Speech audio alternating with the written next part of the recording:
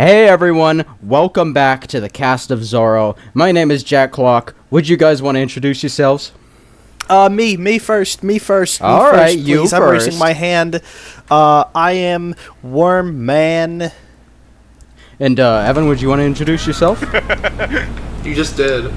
Would you want to introduce yourself? No, I don't really feel like it. You stole my thunder. Alright, fine. This is Evan Ramirez. And last but not least...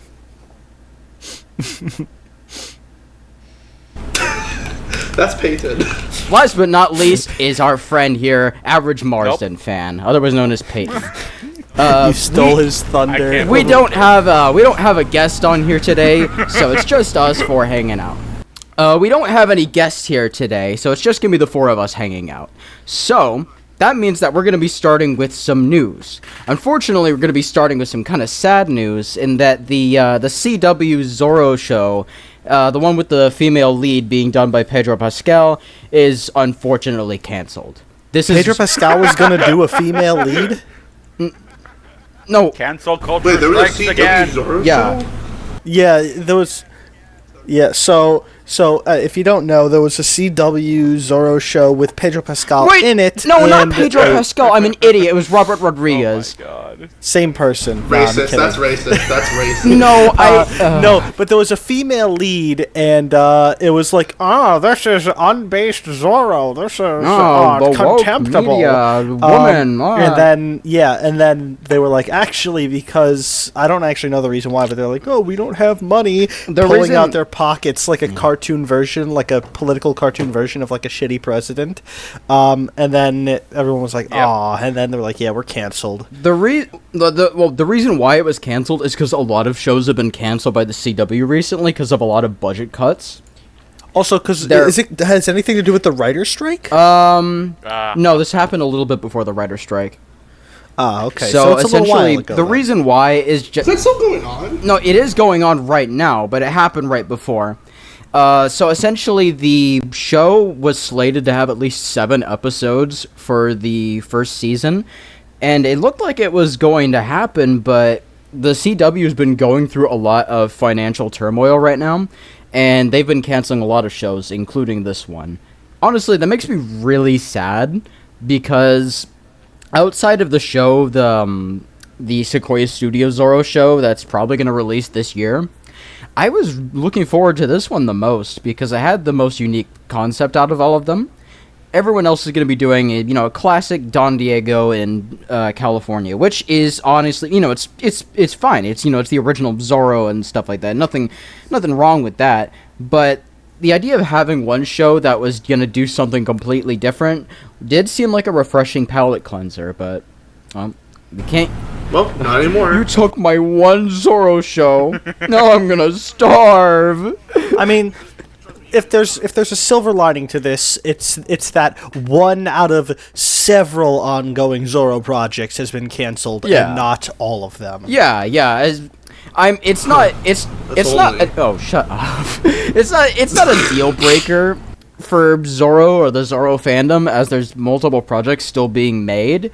It's just kind of sad that we had a very different, promising type of story. Pathetic.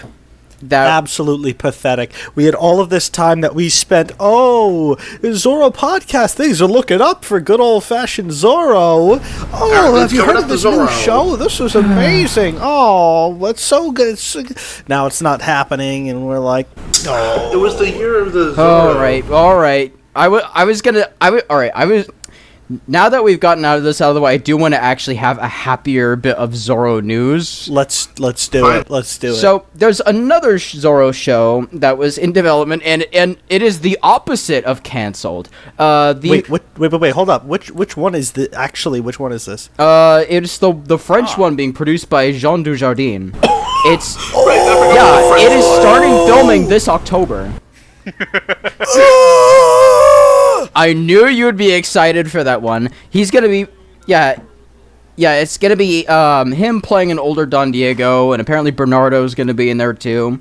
It's similar to the... Is it the kid one? No, it's not the kid from Kaiketsu Zorro, like Disney Bernardo, like the OG. But essentially, we don't have too many details on it right now, other than it's going to be aimed for more general audiences, and that it's going to be, very Disney inspired and stuff like that, which is fine. Although they're going to be having to compete with an actual Disney Zorro, so that's going to be a little awkward. But considering this seems to be more for like European audiences rather than American audiences, like the Disney Plus Zorro, it's fine. Also, just more Zorro in general is cool, especially with someone who's an esteemed actor like Jean Dujardin. Also, especially since we haven't had any content since the Dark Ages. Well, forever. Yeah, all we've been having to tide ourselves with is some cartoons, some admittedly very well made books and comics, but books and comics don't get butts and seats. And one fun video game. My brain does not produce dopamine, not even at comic books. Books, sometimes, if the writing's really good, and I like the pictures on the cover. But comics, for some reason, I just can't get into. However, me monkey brain, me see movie picture, me happy. Sadly, we're not really going to get any Zorro movies as of, for now. TV shows, though, are moving pictures, too. True, so. They are moving pictures, and I do absolutely hate the idea of having to, put them in different categories, even though both of them have a lot of similarities with each other, especially nowadays. And, I don't know, the idea of seeing, oh, yeah, we're actually going to be filming this. This isn't in pre-production anymore. We're going to be doing this.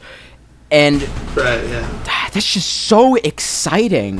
When I was a little kid, back in the early 2010s and stuff like that, yeah, I know I'm a zoomer, sue me. But when I was a little kid and I was getting into Zorro and stuff like that, age 11, I absolutely loved the character, but I was always so sad that there were no new versions of it, actually being made for my generation. And now, I get to see as, a whole generation of kids is getting their own, Zorro content and stuff like that. And while I'm sad that I didn't really get to experience any of that, it is really cool as an adult that I get to actually see these new TV shows being produced in my lifetime. It is really awesome. It's like if a kid's childhood is... If a kid's childhood is completely and utterly ruined by 4 to 5 continuous non-stop years of 24/7 Teen Titans Go, and then you realize, oh wait, Cartoon Network is rebooting a bunch of old shows? Oh, that's actually so sick! I'm not gonna get to enjoy it, but someone will. Don't say that. Don't say that utterly wrong statement. I am saying that. I am. Better than the original. I'm on that boat. I'm sorry, I am on that boat. Welcome to the Zorro podcast, everyone, where people argue about stuff like Teen Titans Go. Yeah, I love the the gold standard episode. It was my favorite. All right, let's move on to our last piece of news. This is comic-related news that Zorro Flights Issue 2 has released a month and a half ago. I know it's very old news, but it's something. Oh, brother, it's wake nice. Me up when something happens. Nah, it's actually you're gonna have to wait context. It's actually exciting news, but I've also established that I just don't really read comics, so once again I won't be enjoying it. There's a lot of people out there who really do love the Zorro comics, especially this modern American mythology run, and it's just exciting news because people have been waiting for months for this issue to come out, and now it finally has. And not to mention, we're also getting an upcoming Lady Zorro comic at some point. It's available for pre-order. I don't know when it's going to fully release, but it's going to soon. And apparently she's going to be fighting a lot of supernatural threats and stuff like that, which, American mythology's been doing that a lot, but it's cool. It's pretty cool. We haven't gotten one in a while, huh? Jack, I'm very disappointed in you. Oh, what did I do? You said you're Gen Z, and you mentioned Generation, and you did not make a Generation Z joke. I'm so upset with Fake you. Zorro fan. Oh well. Yeah. Lightsaber motorcycle. Dun dun dun dun dun dun dun dun dun dun. Cheap Canadian animation. Let's go. Woo! Actually, it's British, but woo! Canada British. Well, one of them is Canadian, and the other is British. It's just Canada. Canada's just British America with a little bit of France in there. America is what Britain thinks it is if it were in an anime. Fascinating. And now that's pretty much it for the news. We're now going to be covering our topic, our specific Zorro for this episode. And it's actually going to be a first for this podcast because it's an animated one. Specifically the anime from 1994 or 1997, depending on where you live, Kaiketsu Zorro. I think wait. We've mentioned it in passing. We've never really dived into it because two of us, at least, had not seen it at that point. I more mean like the first one that we've actually covered as a topic for the podcast. We've mostly been doing live action stuff. Yeah. Whereas for Zorro may be hit or miss in animation, but there is still, good stuff. As a general rundown, though, first of all, if you haven't seen it, you have my permission and also Jack's, hopefully, to pause whatever the part of the podcast, right, and watch at least a little bit of it or search it up a little, because you need to understand, like, even just look at the style of it right away to realize this is a 90s anime of Zorro. And it's it's at a time where anime is kind of throwing shit at a wall and seeing what sticks. Some of it's kind of gimmicky, some of it's very fun, some of it creates a lot of the stereotypes that we then will associate with anime in the future. However, one of the things that I notice is that for an anime, a lot of things are kind of toned down more than you might expect. Yeah. So because I was gonna sorry to cut you off. Go ahead. But I was gonna say I do agree with you on that because I myself am not really into anime. I'm not a weeb as the kids these days say. But oh my god, bro. We're not even going to get into it here. But genuinely, even if you don't like anime, like if you don't watch any of that kind of stuff, you probably will like Kaiketsu Zorro. Even if you're like a casual Zorro fan, if you like only like one or two versions of the character, even then you'll still find enjoyment in this one. Because it pays homage to a lot of the different versions of Zorro. Like, it has a lot of pulp roots, it has some Disney roots. You'll find some roots in, like, some of the other more obscure Zorro stuff as well. And it's genuinely really well made. Despite, like, some flaws here and there, it's actually really fun for me and for other people to watch who are normally not into anime, but are fans of Zorro and are able to really appreciate it for that. And, before I actually start talking about the episodes we're going to be talking about, is there anything you guys want to say before we start? Yes. The leader! We'll get there. What I want to say before we actually start diving into the plot and stuff, if you are used to Zorro in live action, one thing that you may notice is that the fights that you see in most Zorro media are a lot more anime than the fights in this, where there are a couple of interesting moves and stuff thrown, but really the fluidity of the action is not as over the top or baller as you might expect. It's a lot more gory though, which I pretty No, it's appreciate. What are you on? No, it's Wait, did I put on the wrong one? There's so much blood. I don't know what you're talking about. There's no blood. Don't listen to them. They're just goofing point around. is, it's like you don't have a lot of that very classic, like, choreographed fencing. You have a couple cool, like, oh, quick, swift move, and then I'm on the run. But you don't have a lot of the exhilarating the rhythm of a fight. That is the one place where I feel like it diverges from normal Zorro. But I think it more than makes up for it in the content of its story and characters. Yeah, of course. And even then, I still feel like the fighting is a lot better than other animated versions of Zorro. I think the only one that really compares is the 80s Saturday morning cartoon, where like they actually had to rotoscope real fencers into the animation, which is awesome. That's why I'm comparing it to Kaiketsu Zorro, because those two are the only animated versions of the character where the fights feel like they have any weight.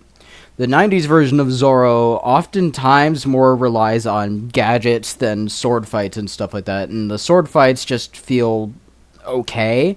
And Zorro the Chronicles, it's I'm not a fan of it. Next. And then there's Generation Z, which the animation does not do Gen Z's fights any favor, really. Although the concepts of the fights in that are really cool. And they are executed to a point where you understand how unique they are. They just don't have that same kind of active feel of combat. Yeah, it doesn't really feel like a fencing fight for a lot of the Zorro animations. It more feels like a cartoon superhero fight that sometimes involves swords. Yeah, if that makes once sense. again, these are cartoons. You're not watching John Wick. Not every sword fight is going to be the finale of 1975, right? But you do have a handful of... what you want is execution and premise. I think the premise of the fights in Gen Z are pretty good. The execution may be a little bit shoddy. I think in this, both the premise and the execution of the fighting is okay. A little mid. But everything else, spot on.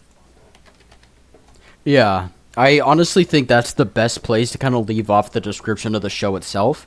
And we should probably get into, I'd say, episode 1.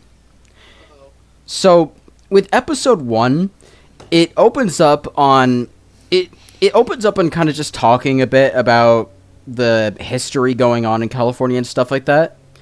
And the narrator's actually not that bad, but once we start to get to the characters, we kind of see a bit of a problem that the show has. So what problem? Very funny. All right, so the problem is that the only option to watch this show is the English dub, as the original Japanese version has not gotten any English subtitles as far as we know. And normally, when it comes to any foreign media, like when it comes to, either live action or animated, in pretty much any country, I will take dubs over subs usually. Unless it's something like the old Showa Godzilla films, then I'll usually take Japanese. You're even wrong for that one. I'm gonna ignore that and just say, the thing is though, Kaiketsu Zorro's dub is questionable. Passable? It's questionable. It's passable. Okay, it's not. It doesn't have horrendous acting. It just has really unfitting acting.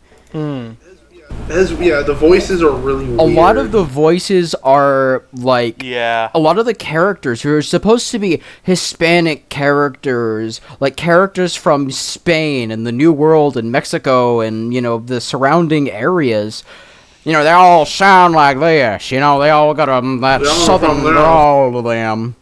And that... No, but then there's also characters who have like gangster fucking. Look at me! I'm from Spain, and it ping pongs between two of those. And I think let's not forget the amazing voice acting of our main character, Jonathan Fortnite, aka Don Diego, who sounds like the whitest white man around. True. What are you talking about? Yeah. Okay. What Evan's talking about is that a lot of the characters do not really feel Hispanic, if that makes any sense. They are very Anglified, if that makes any sense. Yeah. They all sound like they come from the Midwest. rather than... Yeah, in Diego, it sounds like this, and his voice acting isn't the worst thing in the world, but it's not very Spanish. Like, I know that, like, Tyrone Power and Guy Williams aren't Hispanic, but, like, they at least tried to infuse a little bit of, like, Spanish accent into their voice lines, especially Guy Williams, who tried his ass off to work on an authentic and decent-sounding Spanish accent, to the point where he'd constantly just redo takes if it feels like he didn't get the voice well, until Walt Disney is like, okay, that's the one you gotta use for the rest of the show. But, the voice for not just Don Diego, but a lot of the characters is just it's just too Americanized. Like, I think there's a few voice actors that do actually try, like Gonzalez. I will give Gonzalez's actor, fair credits, like Don Alejandro's actor and Don Carlos's actor, who's the father of Lolita Polito. But the problem is that a lot of I'll get to that. A lot of the other characters, especially Bernardo, or as I should say, Bernard, because a lot of the Hispanic names, not just the voices, are also Anglified. He always says names completely weird as well because of his accent. Like, he's a little kid too, he's not an adult, so oftentimes he's sounding like this, and he's always addressing other characters with this really thick, almost Boston accent. It's bad when the crying baby is one of the best voiced characters, and it's not a super convincing one. It's fucking soldiers shut that baby up. Gunshot. It's at a point where the voice acting gets so weird, and not even weird, but kind of bad at points, that the dog from 1935 is better voice acting. There was a guy voicing the dog. It's I will believe that guy is a dog way more than any of these guys are Spanish. To be fair to you, you're absolutely right. Peyton, you were going to say something? Yeah, the thing is, it kind of works in its favor, though, in a weird way, where it's it's entertaining. It's funny, memorable, and entertaining. Yeah, exactly. But at the same time, I want to take the show seriously. Yeah. Because the show will have a lot of serious moments that I really want to take seriously. But the voice acting is telling me not to, and it creates such a disconnect. Let's also forget the main villain sounds like Elvis. I actually like that. I like so well. That. Yeah. It fits. The main villain sounds surprisingly somewhat intimidating, which does work in its favor. The good news about the good news about the entirety of it, is that you have from start to finish, you have a compelling villain, a decent hero who kind of sounds a little bit vanilla.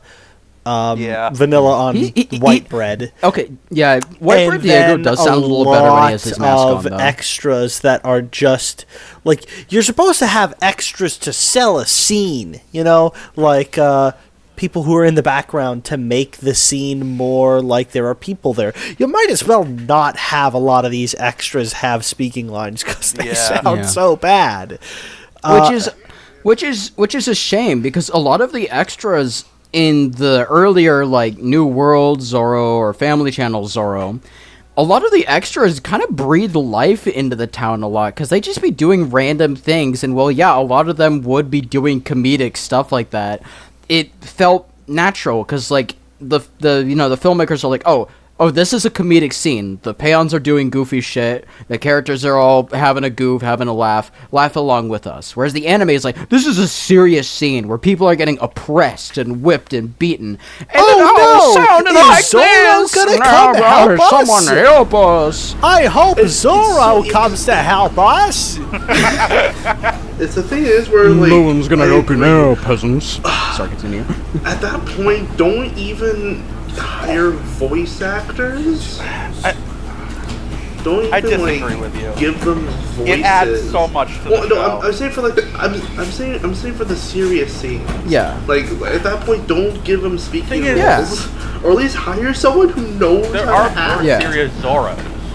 I feel like this Because it feels like this is like in good fun. You know what I mean? Yeah, but I know I understand. No, Yeah. I'm saying you can have these silly characters because I like they're the so silly voices, entertaining. but the thing. But it feels like it seems. Sorry, I'll say my point and then I'll let you talk. But like, it seems like these people, like the extras they hired, were like janitors who did not know how to voice act. They only know two voice like caricature voice actors, was like the 40s gangster or the Southerner, and that's all they knew how to do. So and they hired, and he played 20 characters. The problem with that though, Peyton, like with the characters always sounding so goofy, is that like Kaiketsu Zorro, like, you can actively tell that it is trying to have some more serious scenes and stuff like that. Like, I'd argue that the Duncan Regeer New World Zorro or Guy Williams Disney Zorro are just as, silly in tone, but there's also a lot of serious scenes in all three of them. And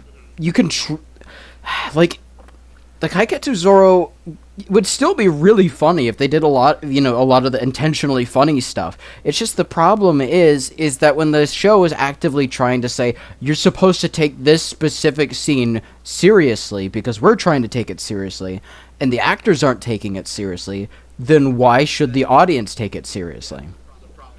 Yeah, I get what you mean, but it's just... I feel like it's just way too colorful also to take it seriously. I guess, yeah. Also, keep in mind, it's also like a kid's movie, so there's not really that many serious moments. But, like, the few times it tries, I feel like sometimes I can't take it seriously because it's voice acting. Yeah.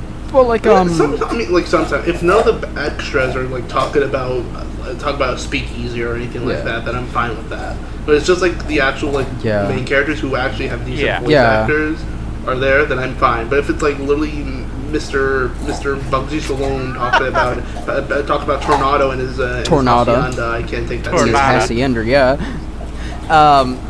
like the thing is though, is that it feels like it is funny. I'm not disagreeing with you on that at all, but it feels like I'm laughing at the show rather than with it. And like at certain points, because like, well, let's compare it to another really goofy, colorful Zorro, Gayblade. Gayblade has a lot of extras in it that will actively say funny stuff from time to time. But that comes with some of the live action stuff anyway. True, but I'm more comparing the voice acting compared to like but the you cannot separate the voice acting from the acting in Gayblade. Okay, is what I'm saying. Generation Z. How about that? Honestly, I have not seen as much Generation Z to compare it to Kaiketsu Zorro. Fair. Which, I know, me out of all people saying that. But, from what I've seen of Generation Z, at least, all the voice actors fit their role perfectly. Like, they actually are competent voice actors. They're not just Joe Schmo that they hired off the broom closet who was like, just eat a tuna sandwich or something. It's like, hey, can you do this voice for me real quick? Like, I don't really know how to act, but yeah, sure. Yeah, but at the same time, what are the most serious parts of Generation Z? None. Yeah, none. Exactly. So it's not really a fair comparison. I know, but I'm saying if we haven't seen most of it anyway, so we don't know. So, but I feel like I know it's a comedy. It's a comedy kids show, so I get that. But if I will take if they try to do a serious moment in that show, I take it 100% more seriously than Kaiketsu with all their. I still like the random tavern voice act, like the background voice actors, silly voices. I love it. It's funny. It's great. The thing is, though, I feel like that's a great way of like that's one of the most memorable things about it is this weird voice acting, and I love it. Yeah, like, but I can't take the show seriously. There are some times when the random voice acting actually works. Like for me, in the second episode with the goons, they were all speaking in the gangster voices, and it fit so well, surprisingly. Yeah, well, I mean, like that fits, yeah. Yeah, but like I mean, like, especially, I think the thing that bothers me most is when, like, the Peons and, like, are doing while a serious scene where they're getting victimized and beat is like, somebody help me! Yeah. And I'm just like... yeah. Because, like, even as silly and corny and cheesy as, you know, the New World Zorro, for example, can get, a lot of the people still reacted realistically when in turmoil,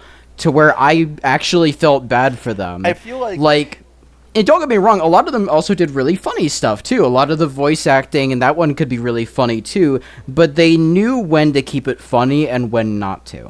And they knew when to make Bernardo not be in the scene. I feel like because I don't remember this exactly. I have a vague memory of maybe not of episode 1 or 2, but when Lolita was getting attacked or about to be attacked, Bernardo just screamed "Lolita!" I was like it was like that was like it was so goofy. Yeah. Like, I don't feel any threat because now Mr. Lolita over here is like screaming. Yeah.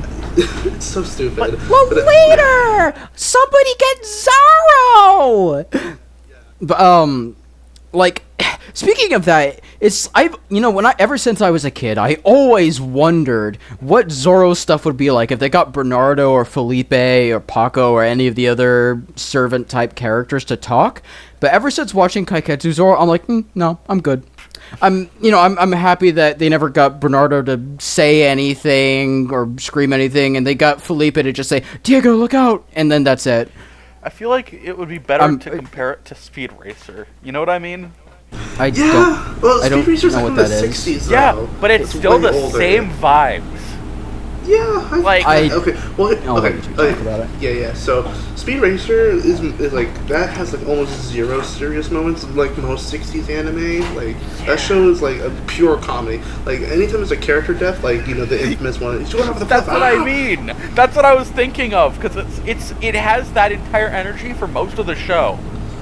Yeah. Also, 60s anime is very weird. Like a lot of the time, where they will have serious moments, it's just out of the blue. Like it hits you like a tonal whiplash. Like there's a goofy scene of like these two people talking, and then oh no, he's killed, and they just scream. And I'm like, oh okay.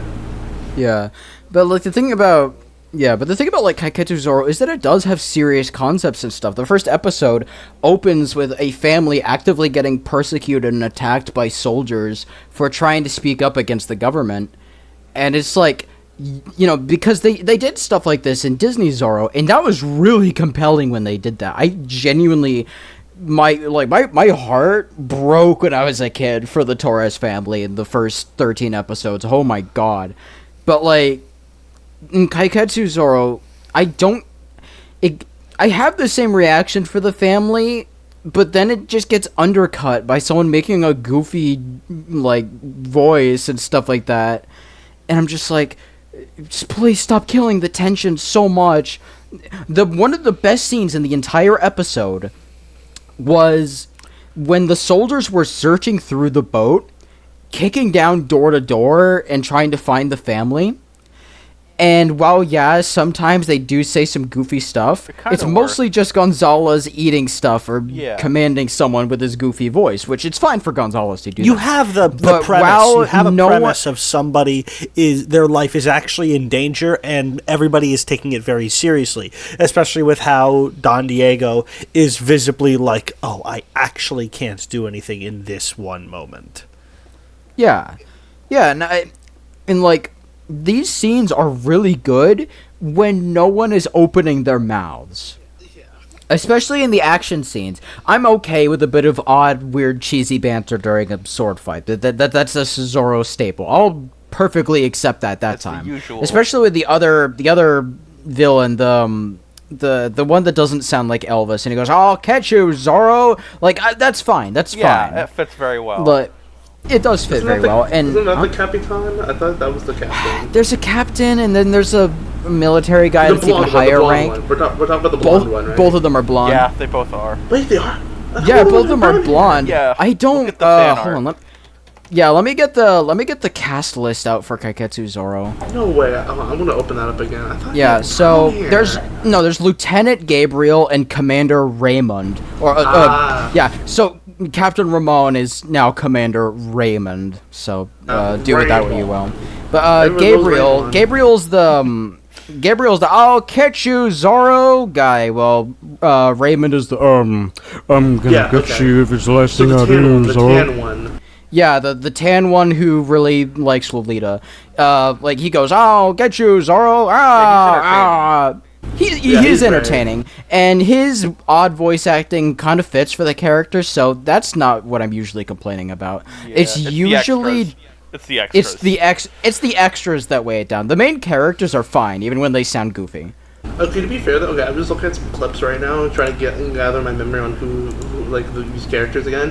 And another problem is with some of the voice actors, you get some of the most goofy Sometimes ones. They also get the most use the voice actors too. No, that, and also some of them are just so deadpan. Like, hey, don't do that. Come on.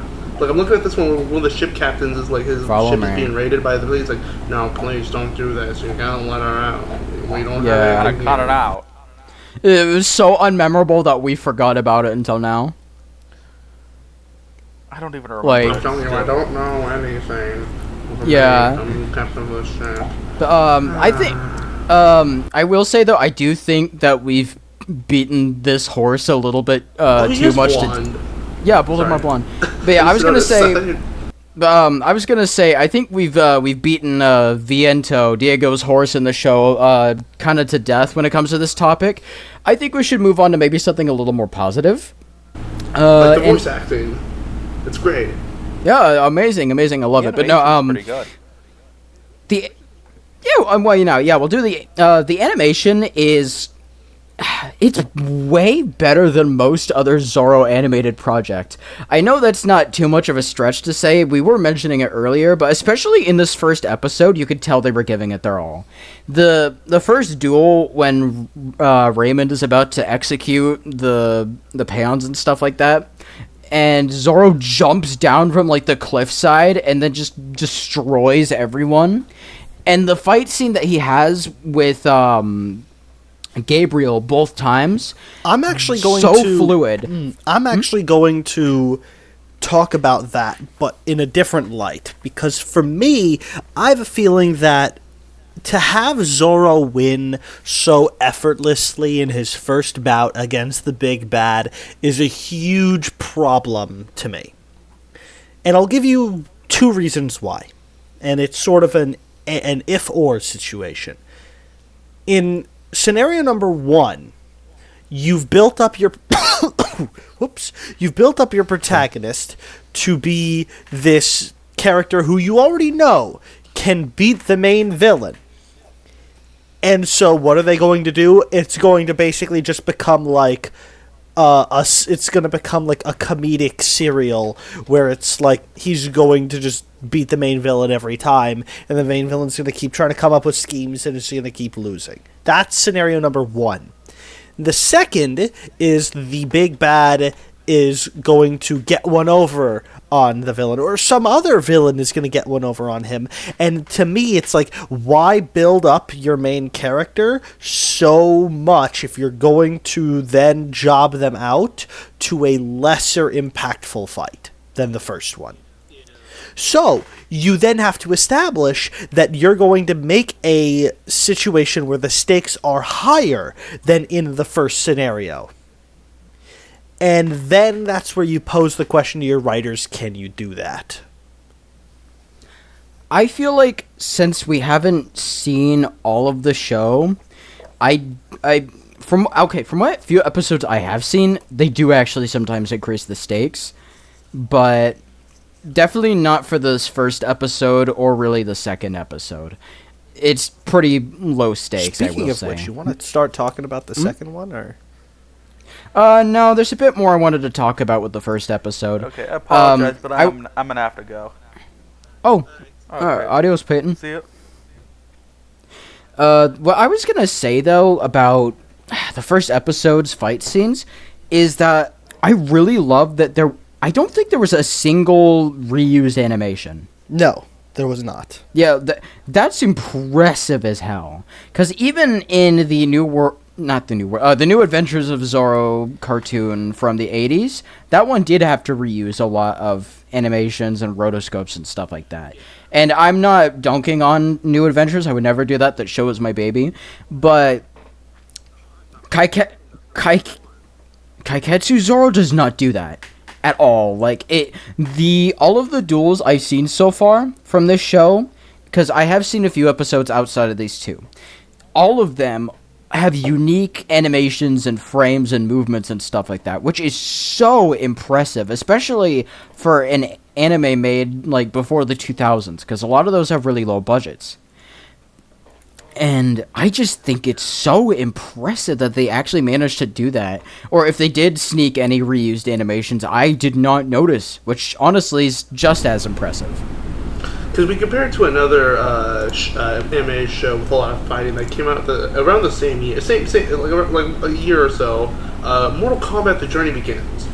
Now that show, every frame is reused because they try to extend the runtime of 20 minutes, 10 minutes of animation to 45 minutes, and it is actual pain to watch. No. Let me talk about this, because I had to watch that. You didn't. That is absolute pain to watch. To watch like a 20-minute, not even 20, a 10-minute fight scene of the same 5-second uses of animation over and over again for 10 minutes. It's absolute torture. And this, even if the animation for even though the fight scenes are a little, in my opinion, a little bit underwhelming. The first episode had a good fight scene, but like pretty much everything else, it's a little bit underwhelming. But that's kind of to expect as the show goes on. You know, they want to make sure the first episode is like really like hooks you, and then they kind of like dilly dally more near the end. But it's way better. Sorry, I had to get that off my chest because I saw what year this came out in. And it reminded me of that. As unfair of a comparison as comparing Mortal Kombat: The Legend Begins to Kaiketsu Zorro, I do understand what you're talking about. In that a lot of animations and stuff were often reusing frames and stuff like that for their fight scenes, whereas Kaiketsu Zorro either didn't do it at all, or when they did it, it doesn't matter. They hit it well. And that's just really impressive, because from what I've been talking about to a lot of people who watch anime, specifically from that time period, that was incredibly common. Yeah. And I just think that's really cool. There's one more thing I kind of wanted to talk about. It's that it pulls a lot of influence, like the story pulls a lot of influence from different eras of Zorro, which I mentioned before, but also I love how similar it is to the Curse of Capistrano, the original pulp story. I love that they reused a lot of the characters from that, because a lot of them don't get a lot of love, like, you know, Captain Ramon, or Raymond as he's called, or, you know, Lolita Pulido and her family. We don't get to see, you know, the Pulido family much anymore, and that's honestly one of my big gripes about the Sequoia Studios Zorro, is that while they are bringing back Lolita, they completely changed her last name to Perdue. And also her first name was Lolita. Oh, yeah. Okay, look, Bernard calls her Lolita, but she's still supposed to be Lolita Pulido. And Cope. I just think it's really cool what they did. I think it's odd that they split Ramon into two different characters, and then had the guy named after Ramon take the governor position instead of the infatuated with Lolita position when it comes to villains. But honestly, the two villains themselves are really entertaining and really cool. And Gabriel reminds me so much of classic Ramon that I'm not complaining. I really like his character. That's pretty much all I wanted to say about episode 1. I feel like that and the main plot with the refugees speaking out against the government, and Zorro has to help them escape. I do think that is really cool, and it definitely gives me a lot of original Disney Zorro episode vibes. I thought that was really cool. But honestly, we should move on to episode 2. And is there honestly anything you'd want to say about episode 2? Because my vocal cords are getting a little tired. Yeah, I kind of do have something to say. because I liked the premise. There's a lot of things you could talk about for episode 2 that count on episode 1, but I like the premise of having a villain who is also like a third party. You know, you can compare them to how good they are to the hero by how they affect the villain, because they're sort of playing against everybody in a way, and they're certainly not as strong as anybody, right? But they show a certain level of cunning and of, general intelligence that can rival that of Don Diego. And it is that their weakness in physical combat is how they end up losing. And I think that's, it's a great way to have sort of it's kind of a filler episode, I guess. I don't know if the character returns the wine cheat in any way, but it's so I would count it as more of a filler episode, but it's a great one-off, and it shows sort of more of Don Diego just as well as it does more of Zorro. Because really, you get a lot of Don Diego episode 1, not a lot of Zorro. In episode 2, you get a little bit more Zorro. Yeah, but also a bit of backstory for Don Diego and Lolita at the same time, which I thought was really nice. I felt really bad for Lolita in the show when she was like, oh, Diego used to be so cool and brave. What happened to you? And there's a whole flashback, getting his ass kicked by school bullies like Jonathan Joestar, and like, he was actually defending her and, being really cool. And then we see at the very end, we see how Bernard joined the De La Vega family because Diego rescued him while he was starving and, disease-ridden and stuff like that. And it's just like, you understand why Lolita is so upset at Diego, because before it's just like, oh, you're so foppish and languid, oh, so cringe. But now, like, when you see they were originally childhood friends, and he, was just as much of a defender of the people as a kid as he was as an adult, now you can understand more of her headspace and why she's so upset at him. And it allows the audience to feel more empathy towards the characters who get frustrated at Diego's pretend fop antics. Instead of being like, oh, you're so mean to Diego for no reason, now it's like, oh, wow, I feel kind of bad for them. Anyways, continue, I'm sorry. It also gives a great reason for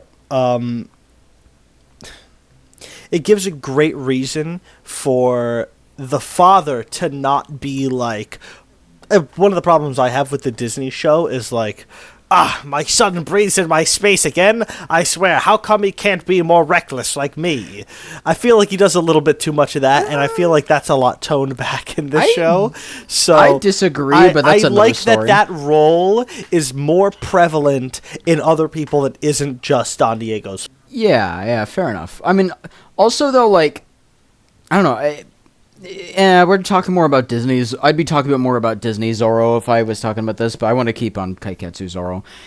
But it's like, I do agree with you though that Alejandro is more of a classic Capistrano style Alejandro in this show compared to the more modern Disney type Alejandros. I prefer the Disney type, but it's perfectly fine to enjoy the more straightforward Capistrano, like, oh, I'm disappointed in you, son, for being so foppish and languid. It's funny, it's fine, and he does get stuff to do, unlike Capistrano Alejandro, so it's not, it's honestly more of an improvement. Same thing with Don Carlos and his wife, because originally Lolita's mom had no personality whatsoever in the book, other than she was timid and fainted a lot, and that's kind of it. And you can kind of tell Lolita got a lot more of her personality from her father. But in this one, it's both of them have a lot of character and stuff like that, and I really like Lolita's family in the show. And I think that's honestly it for what I want to talk about the second episode. I was just gonna say, it's a pretty serviceable kind of villain of the week episode that a lot of Disney episodes and New World Zorro episodes had. The kind of episodes where it was just like a villain shows up into the Pueblo, they cause trouble. Sometimes there'll be a third party that messes with the Alcalde and Zorro alike, and then they're promptly kicked out for the at the end of the episode, and maybe not they'll come back at some point later. It doesn't really matter, but it's just kind of a serviceable normal episode of a Zorro show. There's not really much else to say about it. I more just wanted to talk about it because I wanted to have episodes 1 and 2 being covered on the show. Anything else you guys want to say before we move on to the final part? The leader. Understandable. Anyways, so the last one is going to be me posing the question that we do every end of the episode to you two. Who would win in a fight? Guy Williams Zorro if Alejandro was hurt or threatened? If he lost the fight, then they'd kill Alejandro. Or Duncan Regeer Zorro without his no-kill rule. Which one of the two would win if you put them in a fight against each other? Which Duncan Regeer is that New World one? Yeah, the one? New World Family Channel one. The giant mountain of a man. That's hard. Probably the Disney one because I've seen more of the Disney show, so I would know more. But that one episode, those 2 episodes with that really powerful general guy, I forget his name, but Palomares. Really, yeah. I also think Disney. I mean, because I've seen more. Fair enough. So I know more of what he's capable of. And I know more of what the Guy Williams Zorro is capable of, and knowing that, it's probably the other one. I guess. Look, Diego in the Disney Zorro gets super insanely power boosted whenever Alejandro is hurt or is threatened. Especially if you take episodes like season 1, episode 7, when Alejandro's shot, he plows through an entire army of soldiers just to get to him. And then another episode, it was an Affair of Honor. I don't remember which episode it was, but it was in season 2. So this insanely powerful swordsman threatens and hurts Don Alejandro because Alejandro told him to stop bullying people. And Zorro goes to town on him in that episode, absolutely destroying him in a minute. Duncan Regeer Zorro, though, has a higher fight IQ, in my opinion. True. I'd argue he's way smarter. And if he doesn't have a kill rule, I feel like he's just gonna end the Guy Williams Zorro. True. Duncan Regeer Zorro he's decently fast. Mm-hmm. Guy Williams Zorro is, he's got good defense and he's got the whip, he's got the sword. Don't think he really uses a gun all that much, right? Actually, he uses a gun more. He does take it out a handful of times, but mostly to disarm people or to get people's attention. Duncan Regeer Zorro, I'd argue. So the thing is, he's not as fast as Guy Williams Zorro. He's actually pretty slow compared to most Zorros, but his defense is impeccable to the point where he'll manipulate skilled, trained swordsmen around like rag dolls and stuff like that with a slight movement of his wrist. And Guy Williams' Zorro is insanely offense orientated, where he's constantly putting pressure on people, especially when he's angry.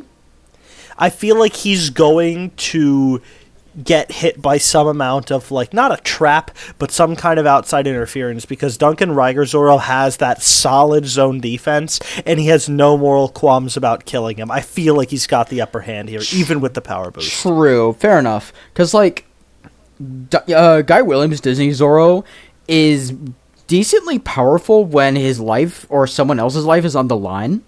But he's kind of like a mid-tier fighter compared to, I'd say, Duncan Regeer Zorro or Alain Delon Zorro. Those two are...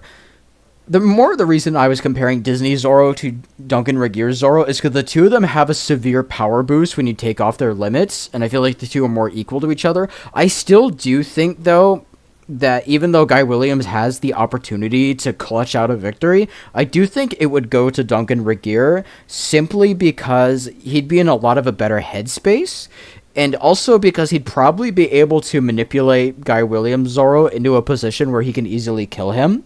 Whereas Disney Zorro, like Guy Williams, he'd have to try really hard to get Duncan Regehr's Zorro on the back foot. And we rarely, if ever, in the Family Channel's New World Zorro, we very rarely ever see that version of Zorro on the back foot. I think one of the only few times we do is in Season 4, and I do think the guy that actively managed to give him a hard time would destroy Disney Zorro in a fight. Like, hands down. So I do think the dub would probably, in my opinion, have to go to Duncan Regehr's Zorro. What do you two? Like I said, two things. I've seen most of Family Channel, so I have no really any. The only episodes of Family Channel I've seen, only one of them, he was in combat, really. And also, I'm from Argentina, so I gotta go with Guy Williams. I'm sorry. Yeah. Very funny. I have no problem picking one way or the other. I kind of just want to give Duncan Regehr's Zorro a little bit of a chance, you know, because I feel like he does have a fighting chance. I feel like in terms of power scaling version of Zorro, he's probably very high tier. Like, he's pretty high up among a lot of versions of Zorro. But Nephew's is stronger. Hell yes. The Nephew's version is probably the strongest because he never lost. That's a fact that he never lost from what we've seen. Well, are you talking about Zorro from Nephews of Zorro or the Nephews themselves? Zorro. Raphael? Yeah. He's never lost. That's a good question. Yeah, that's fair. Although I do feel like if you pit him against someone like Tyrone Power Zorro would probably get the dub. But Tyrone lost before. What? We're talking about a win-lose ratio. He is a 100% win ratio, while Tyrone is maybe a 98% win ratio. He also has a 100% win ratio. Wait, actually? Tyrone Power demolished all of the people he sword fought. Which movie is he from? 1940. Oh, yeah. Okay, never mind. Yeah, he would win. Tyrone Power Zorro is probably, in terms of combat feats, is probably one of the more insane. Because we're talking about the two TV Zorros, though, so I more just say, you give the dub to Disney, Worm gives the dub to New World, I think that it's close. I think that it could be one or the other, but I do think it is slightly more likely for New World Duncan Regehr Zorro to win. So, I think that's I was going to make a joke about Nephews again, but yeah, you got a point. Yeah. I think... who wins, Guy Williams Zorro or the Enforcer with enough prep time? And the Nephews of Zorro, and everything goes right for them. With Nephews of Zorro with ultimate luck. Guy Williams versus the Enforcer, I'd say the Enforcer would win that one. The Enforcer would probably beat a lot of versions of Zorro. Outside of, a few, I think, Duncan Regehr Zorro could beat him. Douglas Fairbanks could honestly beat him with his agility alone. But I don't think Guy Williams could pull off that victory. The Enforcer with enough prep time, or Super Saiyan 2 Dandaloro? Or Nephews desperate and with no money. I think Nephews with no money. That's a power boost. Honestly, if Super Saiyan Dandaloro and the Enforcer with enough prep time, I think it's a tie. Honestly, I don't think they can beat each other. Yeah. I don't think either of them are getting the Nephews, though. I think Nephews actually... with no money is unstoppable, because they do anything for money. Alright, I think that is going to be the end of the episode. We ended on a pretty good note. I think that's fair to call it there. My name is Jack Clock. This is the Worm Man and Evan. Yeah. It's all been a pleasure seeing you again. I know it's been a while since our last episode. I want to do some more later on. And it's been good seeing you. Sayonara, folks. Adios. Right. Bye.